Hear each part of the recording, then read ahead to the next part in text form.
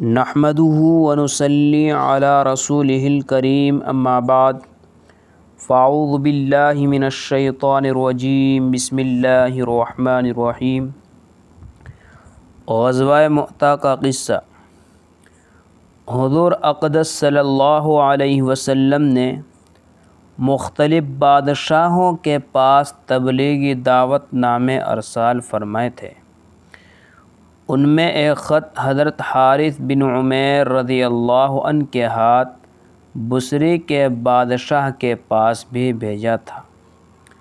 جب یہ مؤتہ پہنچے تو شرحبیل غسانی نے، جو قیصر کے حکام میں سے ایک شخص تھا، ان کو قتل کر دیا۔ قاصدوں کا قتل کسی کے نزدیک بھی پسندیدہ نہیں۔ حضور صلی اللہ علیہ وسلم کو یہ بات بہت گراں ہوئی اور آپ نے 3000 کا ایک لشکر تجویز فرما کر حضرت زید بن حارث کو ان پر امیر مقرر فرمایا اور ارشاد فرمایا کہ اگر یہ شہید ہو جائے تو جعفر بن ابی طالب رضی اللہ عنہ کو امیر بنایا جائے، اور وہ بھی شہید ہو جائے تو عبداللہ بن رواحہ رضی اللہ عنہ امیر ہو، وہ بھی شہید ہو جائے تو پھر مسلمان جس کو دل چاہے امیر بنا لے۔ ایک یہودی اس گفتگو کو سن رہا تھا۔ اس نے کہا، یہ تینوں تو ضرور شہید ہوں گے۔ پہلے انبیاء کی اس قسم کے کلام کا یہی مطلب ہوتا ہے۔ حضور اقدس صلی اللہ علیہ وسلم نے ایک سفید جھنڈا بنا کر حضرت زید رضی اللہ عنہ کے حوالے فرمایا اور خود مع ایک جماعت کے ان حضرات کو رخصت فرمانے تشریف لے گئے۔ شہر کے باہر جب پہنچانے والے واپس آنے لگے تو ان مجاہدین کے لیے دعا کی کہ حق تعالیٰ شانہ تم کو سلامتی کے ساتھ، کامیابی کے ساتھ واپس لائے اور ہر قسم کی برائی سے محفوظ رکھے۔ حضرت عبداللہ بن رواحہ رضی اللہ عنہ نے اس کے جواب میں 3 شعر پڑھے۔ ان کا مطلب یہ تھا کہ میں تو اپنے رب سے گناہوں کی مغفرت چاہتا ہوں اور یہ چاہتا ہوں کہ ایک ایسی تلوار ہو جس سے میرے خون کے فوارے چھوٹنے لگے، یا ایسا برچھا ہو جو آنتوں اور کلیجے کو چیرتا ہوا نکل جائے، اور جب لوگ میری قبر پر گزرے تو یہ کہے کہ اللہ تجھ غازی کو رشید اور کامیاب کرے، واقع تو رشید اور کامیاب تھا۔ اس کے بعد یہ حضرات روانہ ہو گئے۔ شرحبیل کو بھی ان کی روانگی کا علم ہوا۔ وہ 1,00,000 فوج کے ساتھ مقابلے کے لیے تیار ہوا۔ یہ حضرات کچھ آگے چلے تو معلوم ہوا کہ خود ہرقل روم کا بادشاہ بھی 1,00,000 فوج ساتھ لیے ہوئے مقابلے کے لیے آ رہا ہے۔ ان حضرات کو اس خبر سے تردد ہوا کہ اتنی بڑی جماعت کا مقابلہ کیا جائے یا حضور اقدس صلی اللہ علیہ وسلم کو اطلاع دی جائے۔ حضرت عبداللہ بن رواحہ رضی اللہ عنہ نے للکار کر فرمایا، اے لوگو، تم کس بات سے گھبرا رہے ہو؟ تم کس چیز کے ارادے سے نکلے ہو؟ تمہارا مقصود شہید ہو جانا ہے۔ ہم لوگ کبھی بھی وقت اور آدمیوں کی کثرت کے زور پر نہیں لڑے، ہم صرف اس دین کی وجہ سے لڑے ہیں جس کی وجہ سے اللہ نے ہمیں اکرام نصیب فرمایا ہے۔ آگے بڑھو، دو کامیابیوں میں سے ایک تو ضرور ہے، یا شہادت یا غلبہ۔ یہ سن کر مسلمانوں نے ہمت کی اور آگے بڑھ گئے، حتیٰ کہ موتا پر پہنچ کر لڑائی شروع ہو گئی۔ حضرت زید رضی اللہ عنہ نے جھنڈا ہاتھ میں لیا اور میدان میں پہنچے۔ گھمسان کی لڑائی شروع ہوئی۔ شرحبیل کا بھائی بھی مارا گیا اور اس کے ساتھی بھاگ گئے۔ خود شرحبیل بھی بھاگ کر ایک قلعے میں چھپ گیا۔ ہرقل کے پاس مدد کے لیے آدمی بھیجا۔ اس نے تقریباً 2 لاکھ فوج بھیجی اور لڑائی زور سے ہوتی رہی۔ حضرت زید رضی اللہ عنہ شہید ہوئے تو حضرت جعفر رضی اللہ عنہ نے جھنڈا لیا اور اپنے گھوڑے کے خود ہی پاؤں کاٹ دیے تاکہ واپسی کا خیال بھی دل میں نہ آئے، اور چند اشعار پڑھے جن کا ترجمہ یہ ہے: اے لوگو، کیا ہی اچھی ہے جنت، اور کیا ہی اچھا ہے اس کا قریب ہونا، کتنی بہترین چیز ہے اور کتنا ٹھنڈا ہے اس کا پانی۔ اور ملک روم کے لوگوں پر عذاب کا وقت آ گیا، مجھ پر بھی لازم ہے کہ ان کو ماروں۔ یہ اشعار پڑھے اور اپنے گھوڑے کے پاؤں خود ہی کاٹ چکے تھے کہ واپسی کا خیال بھی دل میں نہ آئے، اور تلوار لے کر کافروں کے مجمع میں گھس گئے۔ امیر ہونے کی وجہ سے جھنڈا بھی انہی کے پاس تھا۔ اول جھنڈا دائیں ہاتھ میں لیا، کافروں نے دایاں ہاتھ کاٹ دیا کہ جھنڈا گر جائے۔ انہوں نے فوراً بائیں ہاتھ میں لیا، انہوں نے وہ بھی کاٹا تو انہوں نے دونوں بازوؤں سے اس کو تھاما اور منہ سے مضبوط پکڑ لیا۔ ایک شخص نے پیچھے سے ان کے 2 ٹکڑے کر دیے جس سے یہ گر پڑے۔ اس وقت ان کی عمر 33 سال کی تھی۔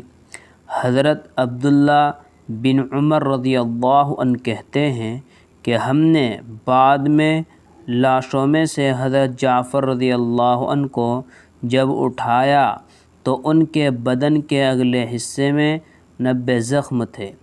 جب یہ شہید ہو گئے تو لوگوں نے عبداللہ بن رواحہ کو آواز دی۔ وہ لشکر کے ایک کونے میں گوشت کا ٹکڑا کھا رہے تھے کہ 3 دن سے کچھ چکھنے کو بھی نہ ملا تھا۔ وہ آواز سنتے ہی گوشت کے ٹکڑے کو پھینک کر اپنے آپ کو ملامت کرتے ہوئے کہ حضرت جعفر رضی اللہ عنہ تو شہید ہو جائے اور تو دنیا میں مشغول رہے، آگے بڑھے، اور جھنڈا لے کر قتال شروع کر دیا۔ انگلی میں زخم آیا، لگ گئی تو انہوں نے پاؤں سے اس کٹی ہوئی انگلی کو دبا کر ہاتھ کھینچا، وہ الگ ہو گئی، اس کو پھینک دیا اور آگے بڑھے۔ اس گھمسان اور پریشانی کی حالت میں تھوڑا سا تردد بھی پیش آیا کہ نہ ہمت نہ مقابلے کی طاقت، لیکن اس تردد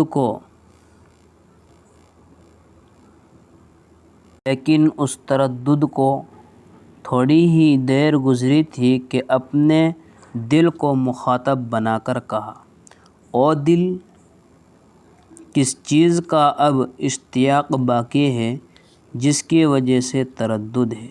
کیا بیوی کا ہے تو اس کو 3 طلاق، یا غلاموں کا ہے تو سب آزاد، یا باغ کا ہے تو اللہ کے راستے میں صدقہ۔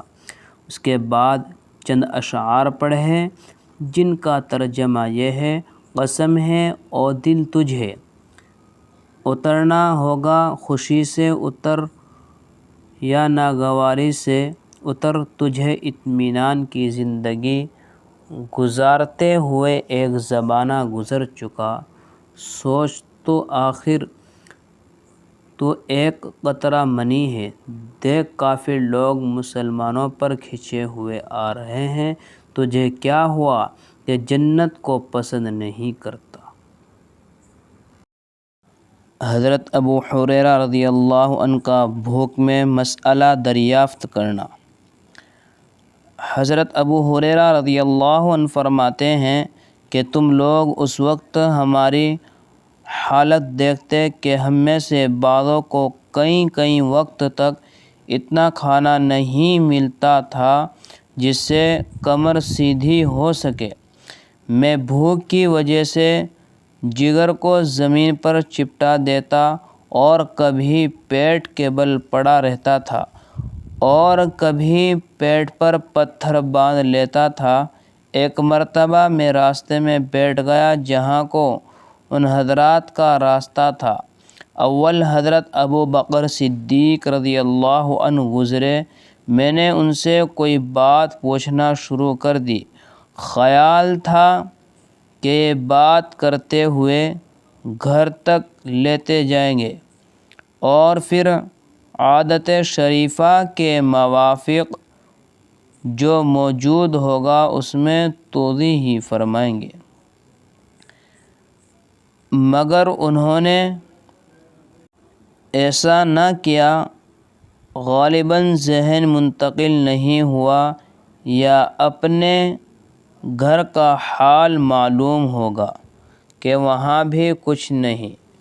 اس کے بعد حضرت عمر تشریف لائے، ان کے ساتھ بھی یہی صورت پیش آئی۔ پھر نبی کریم صلی اللہ علیہ وسلم تشریف لائے اور مجھے دیکھ کر مسکرائے اور میری حالت اور غرض سمجھ گئے اور ارشاد فرمایا، ابو ہریرہ میرے ساتھ آؤ۔ میں ساتھ ہو لیا۔ حضور صلی اللہ علیہ وسلم گھر تشریف لے گئے، میں ساتھ اندر حاضری کی اجازت لے کر حاضر ہوا۔ گھر میں ایک پیالہ دودھ کا رکھا ہوا تھا جو خدمت اقدس میں پیش کیا گیا۔ دریافت فرمایا کہ کہاں سے آیا ہے؟ عرض کیا فلاں جگہ سے حضور کے لیے ہدیے میں آیا ہے۔ حضور صلی اللہ علیہ وسلم نے ارشاد فرمایا، ابو ہریرہ جاؤ اہل صفہ کو بلا لاؤ۔ اہل صفہ اسلام کے مہمان شمار ہوتے تھے۔ یہ وہ لوگ تھے جن کے نہ گھر تھا نہ در تھا، نہ کھانے کا کوئی مستقل انتظام۔ ان حضرات کی مقدار کم و بیش ہوتی رہتی تھی، مگر اس قصے کے وقت 70 تھی۔ حضور صلی اللہ علیہ وسلم کا معمول یہ بھی تھا کہ ان میں سے 2 4 کو کسی کھاتے پیتے صحابی کا کبھی کبھی مہمان بھی بنا دیتے تھے، اور خود اپنا معمول یہ تھا کہ کہیں سے صدقہ آتا تو ان لوگوں کے پاس بھیج دیتے اور خود اس میں شرکت نہ فرماتے، اور کہیں سے ہدیہ آتا تو ان کے ساتھ حضور صلی اللہ علیہ وسلم خود بھی اس میں شرکت فرماتے۔ حضور صلی اللہ علیہ وسلم نے بلانے کا حکم دیا، مجھے گرا تو ہوا کہ اس دودھ کی مقدار ہی کیا ہے جس پر سب کو بلا لاؤں، سب کا کیا بھلا ہوگا، ایک آدمی کو بھی مشکل سے کافی ہوگا۔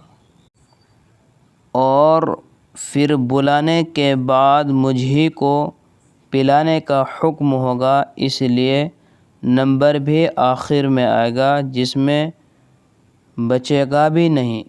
لیکن حضور صلی اللہ علیہ وسلم کی اطاعت بغیر چارہ ہی کیا تھی۔ میں گیا اور سب کو بلا لایا۔ حضور صلی اللہ علیہ وسلم نے ارشاد فرمایا کہ لے ان کو پلا۔ میں ایک ایک شخص کے